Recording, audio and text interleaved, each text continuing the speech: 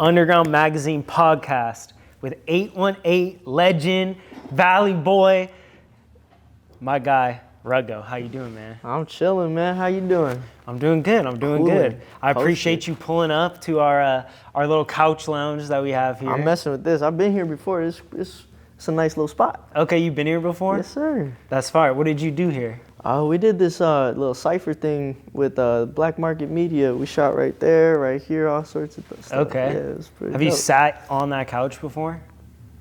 I don't know. I really don't know. I think I was sitting in that chair.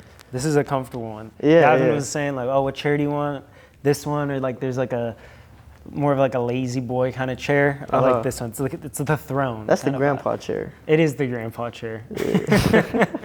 So how are you doing, bro? Like the first time we ever met was at the Milk Room show, which was, I believe, October 16th. Yes, sir. That was a chill vibe. That was like one of the first things we ever did in the Valley, and it was like the first time we ever did like a Sunday thing. Yeah. What did you think of the show and just kind of being introduced to the underground world for the first time? Well, you know, first and foremost, had a blast. We stopped traffic. We really had did. a bunch of people walking by. We saw, you know, everybody saw what happened out there. It was a cool little turnout, man. Very intimate vibe. Everyone was dope, had cool vibes, good energy, no weird shit. It felt real dope, felt real cool. It was like I love the Sunday kickback kind of energy, yeah. you know, and like doing a show. We weren't even gonna do it, like you were there when we first pulled up, like we were gonna do it inside. Yeah. And then last minute, like the owner, Greg, shout out Greg, Metro. Yes, sir. You guys know him actually, right? Yep. Well, that was the first time we met him too, but we chopped it up for a good couple minutes. Okay, gotcha. He has a whole bunch of those stores. Yeah, they got 3 dope locations, and I'm assuming they'll probably open more. But yeah, we were gonna do it indoors, and then he was like, "Why don't y'all do it outside?" And I thought it was dope. And there was like, that one clip where like people are literally slowing down, like almost an accident. It was when you were going. I luckily got that on video. Man, it was a whole vibe. We were able to stop oncoming traffic. Something that surprised me, bro. Like I feel like maybe you get this a lot, but like you just got bars, bro. You got bars in the raps, like, and it's not a lot of times where I would say like for underground performers, there's a lot of beginner performers and like people just really getting like their legs under them with our shows. Kind of like, I feel like underground shows are a lot of people's first time on a stage sometimes. Yeah. But you really have a lot of good stage presence and confidence up there. Is that something you've always had? Have you always had like a confidence to you? Well, I think it all really just comes with practice, bro. You know, the amount of times that you go up into rehearsal studios and, you know, even I could attribute it down to the hours I spent doing that or the money that I've earned from working to put into doing that kind of stuff. Constantly having rehearsals is what boosts your confidence, I think, the most, where you're able to be like, okay, this is just what I just did on rehearsal day. And then consistently doing it over and over and having multiple shows, you know, week in, week out, every other month, every year, it just kind of becomes something natural, you know what I mean? It's like muscle memory. Absolutely, muscle memory, yep. So take me back a little bit. You are from the 818? Yes, sir. Which part? Bro, I was born in Mission Hills across the street from San Fernando Mission. Okay. I'm from the Valley, bro. That's Valley. Yes, sir. That's not like you know, fake valley, like Woodland Hills, kind of fake valley, kind of Calabasas. Hey man, it all is what it is, but I'ma just say, I was born across the street from the Mission. You know where the Valley is, bro.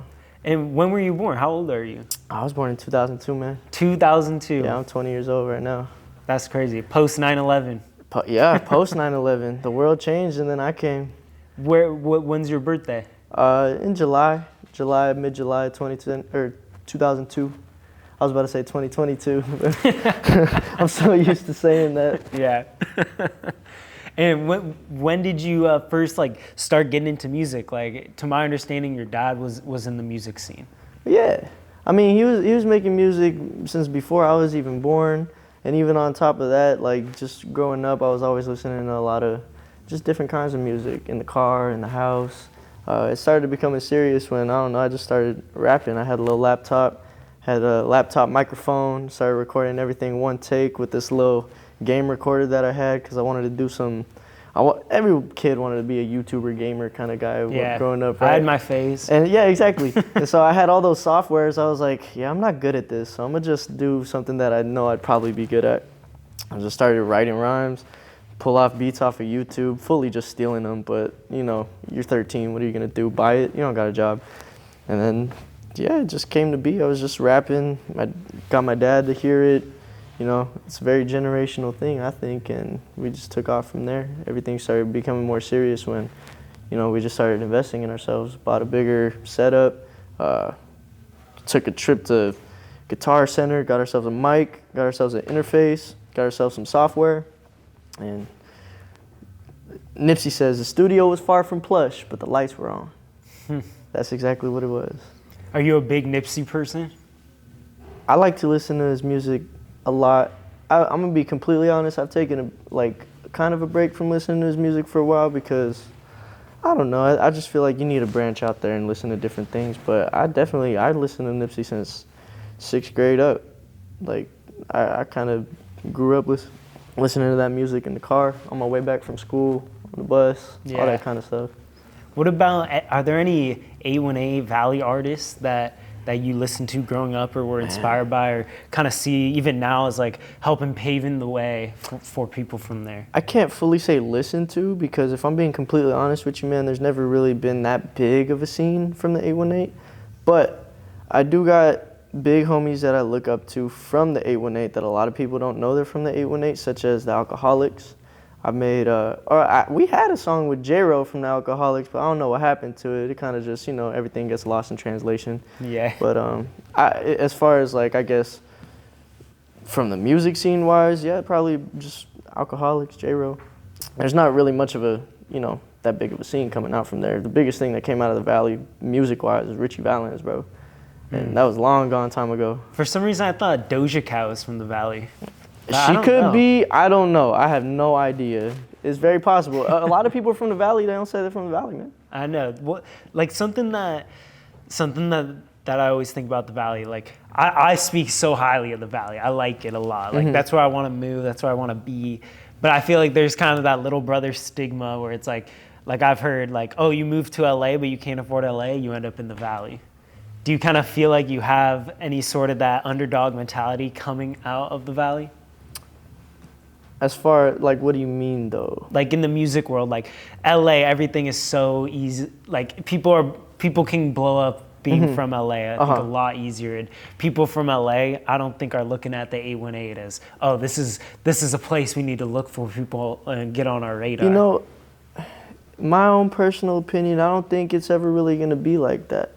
There's nothing really to look at coming out of the Valley, per se, as far as, like, you know, big movements, because all the Valley artists are making music with LA people. I think really what's going on is a lot of us just need to connect more. There needs to be a lot more mutual respect between the two areas. And at the end of the day, it's all just music being made. Like, there shouldn't be no, you know what I mean, little brother, big brother type of vibes. But, you know, LA has a lot more history in hip hop than, you know, the Valley would, like I just said.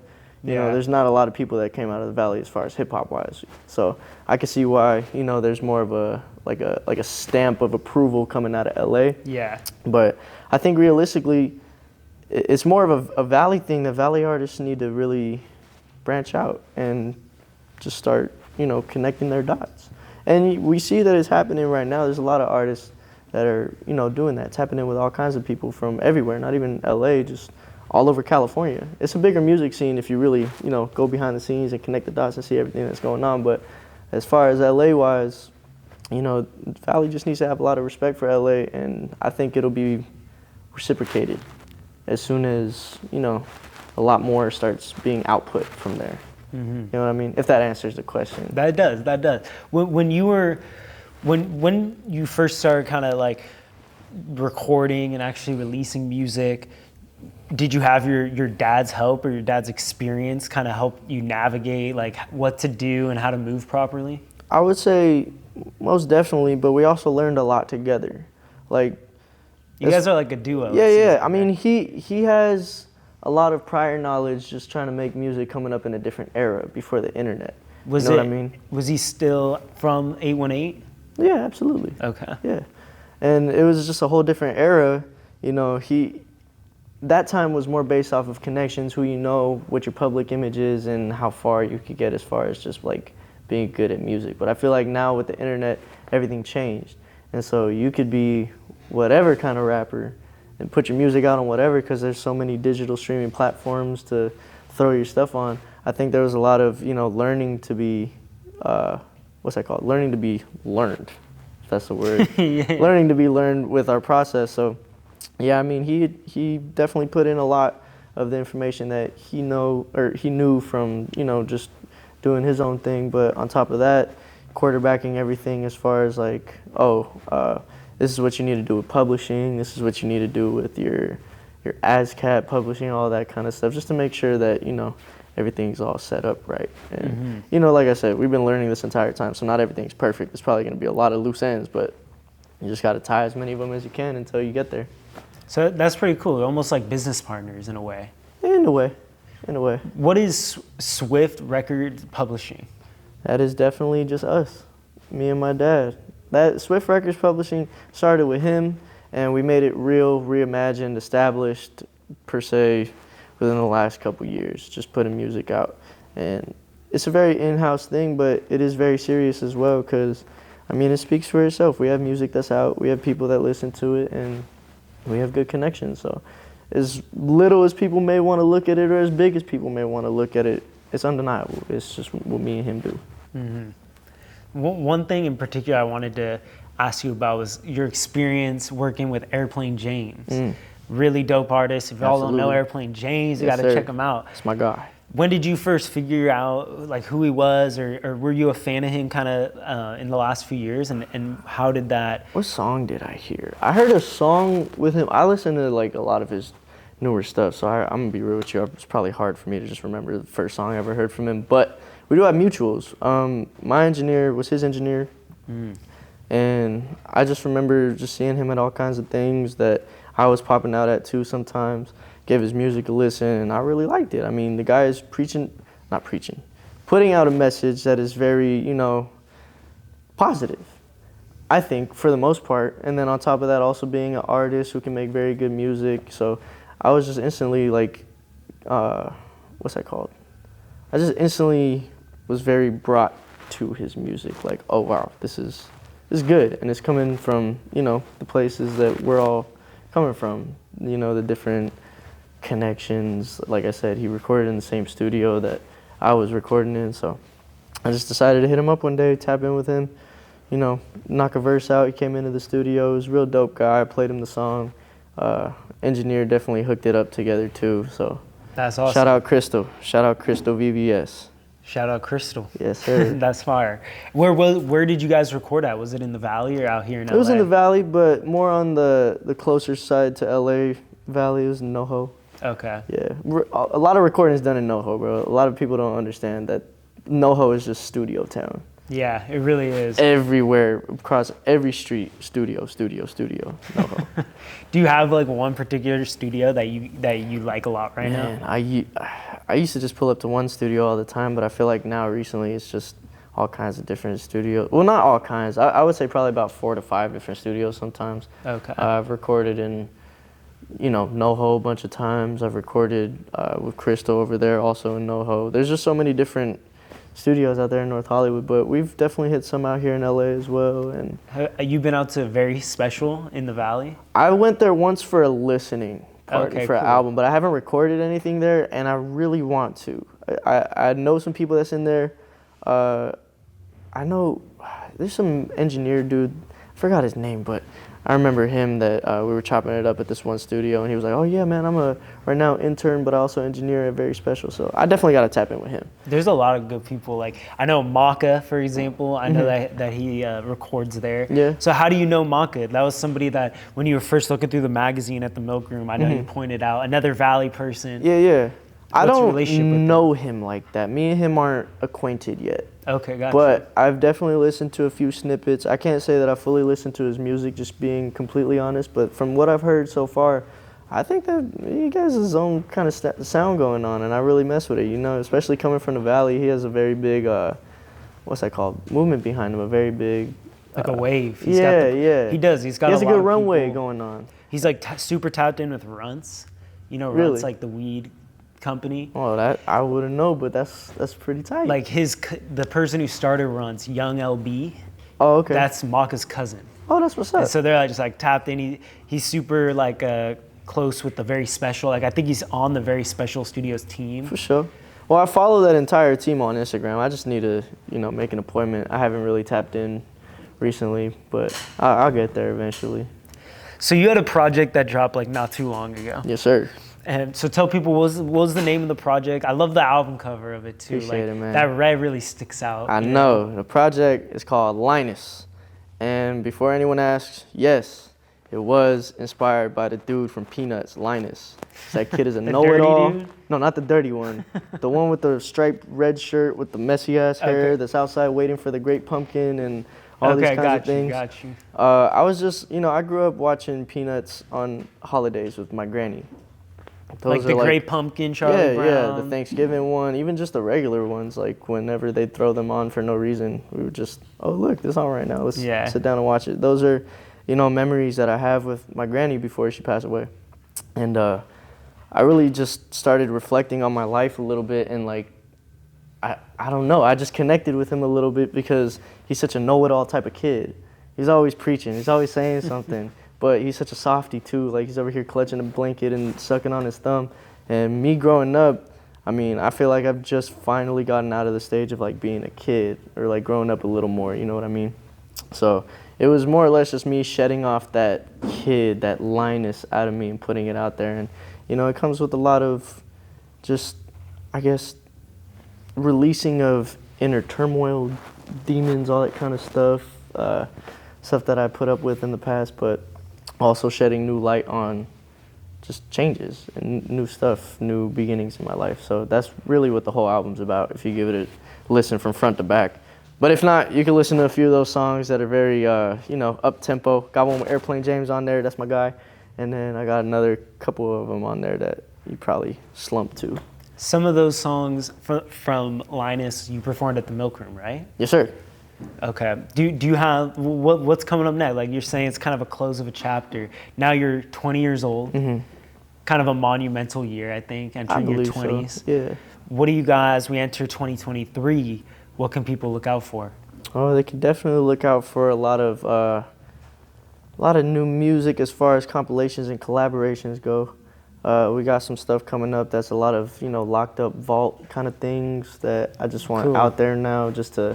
Now that I've said my piece with my albums or like all been this like conceptual or talking about something all the time on songs on an album, let's just throw out some music with, people that we've made music with in the past or even, family members that I've made music with. Just putting all that kind of stuff out is what I'm looking forward to be doing at the top of this next year. And then on top of that, dropping some videos. I want to get some videos out too. Do you have any videos out right now? I got a few out. My biggest one right now is for this song called Never Know. It was on a different album, but I put that one out. That one got about like 17K views right now. That's fire. Then the rest of them, they're all just like dwindling in views. They pile up sometimes, but I'm not really like, I haven't fully taken off on my videos yet. I'm kind of still like, I feel like I need to be a little more artsy as far as that goes and like tap in with a lot more visual type of people. But that's something that I haven't really fully gotten into yet. But I'm looking forward to in 2023. Good. We need some Ruggo visuals. I think like Absolutely. You got a good image and like I like your hair. The hair looks good. Man. Like that's a unique in the rap game. Thank you. Do you think that like you have an image that sticks out? I like to think so. I don't really think too much about it. I kind of just throw on stuff that I already wear outside for the most part. I wear a lot of clothes that my girlfriend gets for me. I wear a lot of clothes that I get for myself. I don't really think too much about an image per se, but I guess like as far as trying to make sure that I look presentable, yeah, like got myself a little bit of an image, but like I said, I don't know. I'm a Valley boy. I think people could kind of see that. Yeah. But I don't really try to encapsulate it too much. I just kind of get out of the house dressed in whatever I want to dress, and I guess if people want to say, hey, this is style, then all right, cool. What kind of fits did you like bring here today for the photo shoot? Did you bring like a couple different outfits? I brought a couple. I got I got one pair of Dickies on right now. Dickies are very just like staple. I feel like everyone in California wears Dickies. And then I got some, this is a shirt from my brand that I was wearing for some of the photos. And then on top of that, I also had some shorts with Snoopy on it in light of my album, just a little callback, throwback, LINUS, connect the dots a little bit. And then, I wear corduroy a lot, so I had some corduroy shorts on, all kinds of stuff. These shoes, I just be wearing whatever, Those bro. are fine. I like the socks, too. I appreciate it, man. These are my church socks. Are you religious? Are you at all or no? I like to think sometimes, but I can't fully say if it's like a yes or no kind of thing. I feel like just God speaks to everyone whenever God wants to speak, and you just got to listen. And whether or not you coin yourself as religious, that's fully on you and what I guess people want to look at you as. But I just like to talk to God sometimes and just reassess my life. You know what I mean? Do you ever go to church? Like I've only been to church like one or two times. I grew up at church, man. I was going to Sunday school playing the drums. That's how. Really? That's another reason why I started doing music too. Is I was always rhythmically inclined. Like they put me as a drummer boy at the church at like 10 years old. I was always doing that. So. Do you remember and have memories of like drumming in the church? Bro, absolutely. Are you kidding me? Is there some video content we could see? I have no idea. See, I grew up. I'm gonna dig it up. You could try. I mean, I highly doubt it though, because I grew up in a old people church. So like not a lot of median, cameras. Not at all. Median age in there was probably like 85, bro. If I'm being honest with you, those people were just preaching away and reading books. They didn't have no cameras whatsoever. But there probably is some footage somewhere on like long lost cameras of me playing the guitar, me playing the drums, all that kind of stuff in church. Maybe on like a Razor phone or something. Probably, man. Some grandma's Motorola or something. You might have to find that in like a sewer. Bro, I appreciate you coming by. Absolutely. Sitting here in this little corner that we got comfy, here. Man. It's cozy. I'm a very cozy dude. I like this. I appreciate you, bro. I'm looking forward. We're gonna be doing our cover shot here Absolutely. soon, which is gonna look dope. Everybody go check out Ruggo. Follow Ruggo on Instagram. It's 818 Ruggo, right? Or Ruggo 818. Ruggo 818. You know where to find me. And if someone's got 2 minutes to check out any song that you have, what do you recommend to people if they want a good first impression? Check out Bees, Better Than Before, Stick With It, and Not For Sale. Not For Sale. Yeah, That's those are the 4 songs, the 4 power songs. Well, check Go them out, listen to those. I appreciate you, Ruggo. Oh, man, I appreciate you for having me. Thank y'all for watching. Andrew sir. Mason with UNDRGRND Magazine. Let's get it. See y'all next time.